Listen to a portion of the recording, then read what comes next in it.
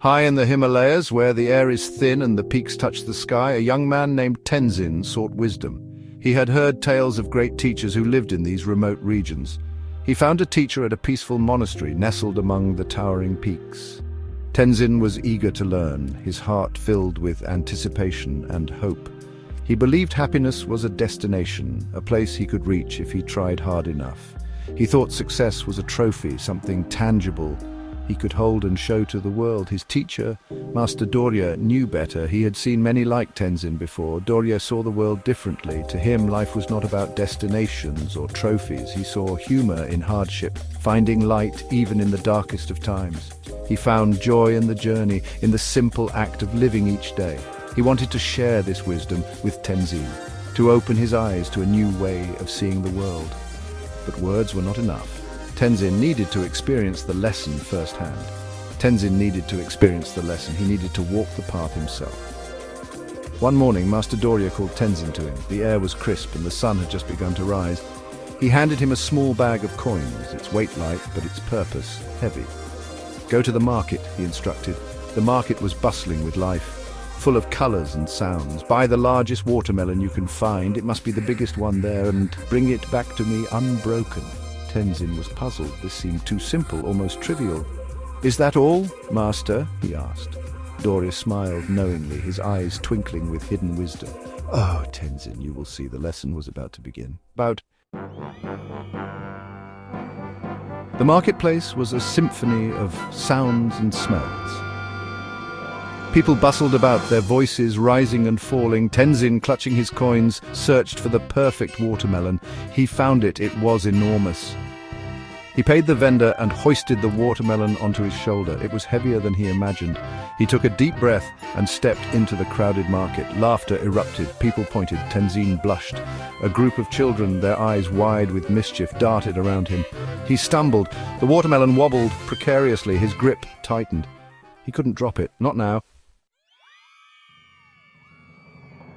The market seemed to stretch on forever. Each step was a test. Vendors hawked their wares, their voices competing with the clatter of carts. Donkeys brayed. The sun beat down on Tenzin's back. He navigated narrow alleys, dodging stray dogs and overflowing baskets. He felt a bead of sweat trickle down his temple, threatening to drip onto the precious watermelon. He dared not move a muscle. People stopped to watch him pass. Some smiled. Others offered words of encouragement. A kind old woman even sprinkled water on the watermelon to keep it cool. Tenzin, despite his anxiety, found himself smiling back. Finally, after what felt like an eternity, Tenzin emerged from the market. The bustling crowd, the cacophony of voices, and the overwhelming sense had all been a test of his patience and resolve. He could see the monastery in the distance. Relief washed over him. The sight of the temple, standing tall and serene, was a beacon of hope and sanctuary. He quickened his pace, eager to be rid of his cumbersome burden. The weight of the watermelon seemed to grow heavier with each step, but his determination only strengthened. He reached the monastery gates, his legs trembling with exhaustion.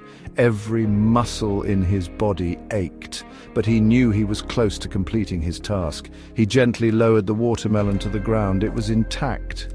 He had done it. The sense of accomplishment was overwhelming. He looked up at the monastery, then back at the watermelon. The journey had been arduous, but the reward was in sight. A chuckle escaped his lips. The simplicity of the task belied the profound lesson it carried. Master Dorje was waiting for him. The wise elder's presence was both comforting and commanding. He looked at Tenzin, not at the watermelon. His gaze was penetrating, as if he could see into Tenzin's very soul. "Tell me, Tenzin," he said gently. His voice was calm, yet it carried the weight of wisdom.